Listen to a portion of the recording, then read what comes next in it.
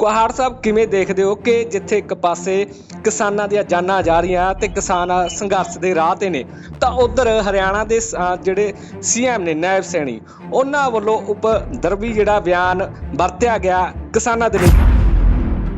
ये भाजपा वालों की एक सोची समझी साजिश है जी। किसानों को बदनाम करने के लिए कि अगर उनको हम उपद्रवी लगते हैं, अगर उनको देश का किसान, 36 बिरादरी का किसान उपद्रवी लगता है तो नायब सैनी जी फिर उस किसान के खेत का अन्न ना खाएं। और यही पूछने जा रहे थे कि मंत्री जी, मुख्यमंत्री जी, ये बताइए कि आपने शुभकर सिंह जी को गोली क्यों मरवाई?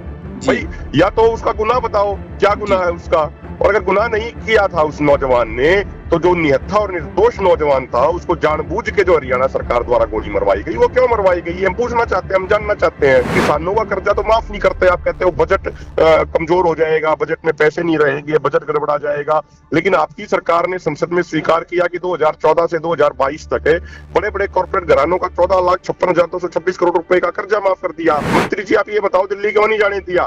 तो वो कहते हैं कि भाई ये इन किसान नहीं है, ये इन्होंने तो 12 पुलिस वालों के हाथ काट दिए। मैं चैलेंज करता हूं माननीय रणजीत चौटाला जी को, आप दिखाइए कौन से किसान का हाथ, कौन से पुलिस वाले का हाथ काट दिया। हम आपको वो 6 नौजवान जरूर दिखा देंगे जिनकी आंखों की रोशनी आपके जुल्म ने छीन ली। हम उस शुभकरण सिंह की बहनों से आपको जरूर मिला देंगे जिसके इकलौते भाई को आपने हमसे छीन लिया। हम उस प्रीतपाल सिंह से जरूर मिला देंगे जिसको हरियाणा पुलिस की तरफ से सिविल ड्रेस में जो गुंडे आए थे उन्होंने उसको बोरी में डाल के, गले में रस्सा डाल के उसका जबड़ा 8 जगह से तोड़ दिया, दोनों टांगे तोड़ दी, उसको जरूर दिखा देंगे। अब दिखाइए तो सही किस पुलिस वाले के हाथ काट दिए। ਜਿਹੜੇ ਕਿਸਾਨ ਆਗੂ ਕਹਾਂਦੇ ਸੀ ਨਾਇਬ ਸੈਣੀ, ਉਹਨਾਂ ਨੂੰ ਲਿਆਂਦਾ ਗਿਆ, ਪਰ ਉਹਨਾਂ ਵੱਲੋਂ ਵੀ ਅਜਿਹੇ ਬਿਆਨ ਦਿੱਤੇ ਜਾ ਰਹੇ ਕਿ ਇੱਥੇ ਵੀ ਬੀਜੇਪੀ ਜਿਹੜੀ ਆ ਅਸਫਲ ਰਹੀ ਆ ਕਿਸਾਨਾਂ ਪੱਖੀ ਹੋਣ ਦੇ ਨਾਤੇ ਨਾਲ। ਹਰਿਆਣਾ ਦੇ ਸੀਐਮ ਨਾਇਬ ਸੈਣੀ ਵੱਲੋਂ ਬੀਤੇ ਦਿਨ ਹੀ ਇੱਕ ਬਿਆਨ ਦਿੱਤਾ ਗਿਆ ਕਿਸਾਨਾਂ ਨੂੰ ਲੈ ਕੇ, ਤਾਂ ਉਸ ਤੇ ਸਿਆਸਤ ਜਿੱਥੇ ਗਰਮਾਈ ਹੋਈ ਆ ਤਾਂ ਉੱਥੇ ਹੀ ਕਿਸਾਨਾਂ ਦਾ ਗੁੱਸਾ ਵੀ ਫੁੱਟਿਆ ਹੋਇਆ। ਤਾਂ ਇਸ ਸੰਬੰਧੀ ਗੱਲਬਾਤ ਕਰਦੇ ਆ ਕਿਸਾਨ ਆਗੂ ਅਭਿਮਨਿਊ ਕੁਹਾੜ ਨਾਲ, ਉਹ ਕਿਵੇਂ ਦੇਖਦੇ ਆ। ਕੁਹਾੜ ਸਾਹਿਬ ਕਿਵੇਂ ਦੇਖਦੇ ਹੋ ਕਿ ਜਿੱਥੇ ਇੱਕ ਪਾਸੇ ਕਿਸਾਨਾਂ ਦੀਆਂ ਜਾਨਾਂ ਜਾ ਰਹੀਆਂ ਤੇ ਕਿਸਾਨ ਸੰਘਰਸ਼ ਦੇ ਰਾਹ ਤੇ ਨੇ, ਤਾਂ ਉਧਰ ਹਰਿਆਣਾ ਦੇ ਜਿਹੜੇ ਸੀਐਮ ਨੇ ਨਾਇਬ ਸੈਣੀ, ਉਹਨਾਂ ਵੱਲੋਂ ਉਪਦਰਵੀ ਜਿਹੜਾ ਬਿਆਨ ਵਰਤਿਆ ਗਿਆ ਕਿਸਾਨਾਂ ਦੇ ਲਈ, ਕਿਵੇਂ ਦੇਖਦੇ ਹੋ ਇਹਨੂੰ? देखिए ये भाजपा वालों की एक सोची समझी साजिश है किसानों को बदनाम करने के लिए। और मैं तो कहना चाहता हूं माननीय मुख्यमंत्री नायब सैनी जी से कि अगर उनको हम उपद्रवी लगते हैं, अगर उनको देश का किसान, 36 बिरादरी का किसान उपद्रवी लगता है तो नायब सैनी जी फिर उस किसान के खेत का अन्न ना खाएं।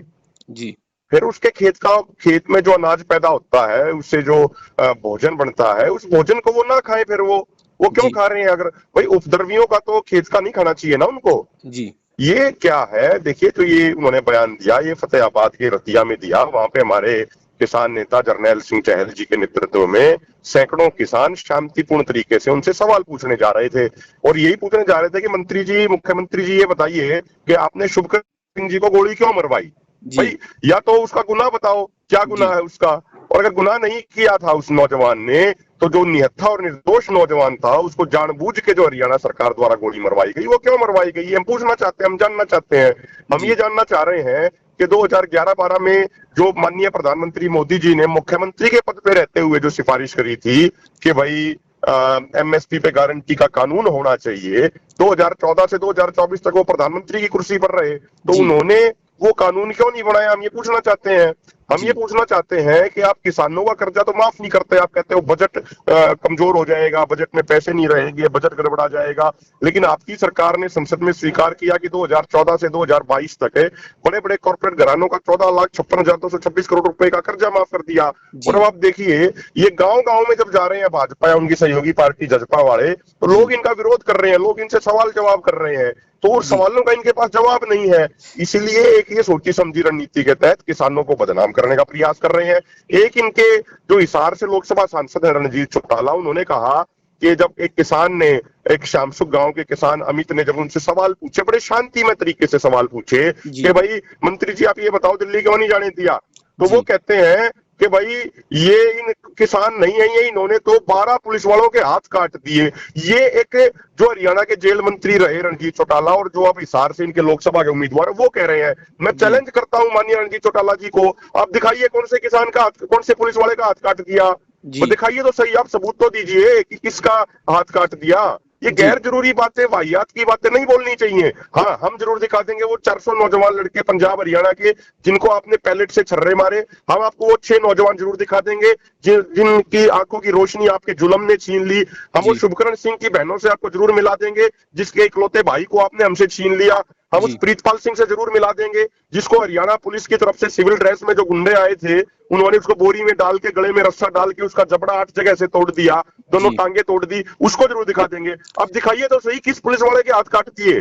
तो ये जो गैर जरूरी बयान है ये ठीक नहीं होते हैं। ਅਭਿਮਨਿਊ ਜੀ, ਜਿਵੇਂ ਦੇਖਿਆ ਗਿਆ ਕਿ ਸਰਕਾਰ ਬਦਲੀ ਗਈ, ਹਰਿਆਣਾ 'ਚ ਸੀਐਮ ਜਿਹੜੇ ਆ ਬਦਲੇ ਗਏ ਆ, ਕਿ ਬੀਜੇਪੀ ਇੱਥੇ ਵੀ ਅਸਫਲ ਰਹਿ ਗਈ ਆ ਕਿ ਜਿਹੜੇ ਕਿਸਾਨ ਆਗੂ ਕਹਾਂਦੇ ਸੀ ਨਾਇਬ ਸੈਣੀ ਉਹਨਾਂ ਨੂੰ ਲਿਆਂਦਾ ਗਿਆ, ਪਰ ਉਹਨਾਂ ਵੱਲੋਂ ਵੀ ਅਜਿਹੇ ਬਿਆਨ ਦਿੱਤੇ ਜਾ ਰਿਹਾ ਕਿ ਇੱਥੇ ਵੀ ਬੀਜੇਪੀ ਜਿਹੜੀ ਆ ਅਸਫਲ ਰਹੀ ਆ ਕਿਸਾਨਾਂ ਪੱਖੀ ਹੋਣ ਦੇ ਨਾਤੇ ਨਾਲ ਜੀ। नहीं, देखिए मैं आपको बताऊं, जो नायब सैनी जी जिस सैनी समाज से आते हैं वो समाज भी बड़ा खेती करने वाला समाज है और हमारा सैनी भाईचारा भी आंदोलन में बिल्कुल पहले भी साथ रहा, आज भी साथ है।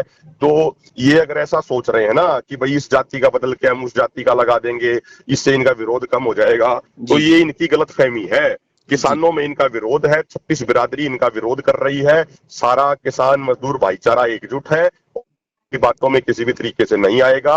और ये कितना ही बदलने, नीतियां तो वही है ना, पॉलिसी तो वही है, पॉलिसी थोड़ी बदली है, इसलिए ये पॉलिसी का विरोध है। देखिए मैं आपको एक चीज और स्पष्ट कर दूं जी, हमारा किसी से कोई निजी विरोध नहीं है जी, ना तो हमारा कोई बीजेपी वालों से कोई निजी विरोध है, ना हमारा कोई कांग्रेस वालों से निजी विरोध है, ना हमारा कोई आम आदमी पार्टी वालों से निजी विरोध है। हमारा विरोध है वो गलत पॉलिसीज को लेकर है। सत्ता में चाहे भारतीय जनता पार्टी हो या कांग्रेस हो या आम आदमी पार्टी हो, अगर कोई सरकार लोगों के खिलाफ नीतियां लाएगी जैसे ये सरकार ला रही है तो उसका विरोध करना, शांतिपूर्ण तरीके से उन पॉलिसीज की खिलाफत करना हमारी जिम्मेदारी है। जी, बहुत बहुत धन्यवाद।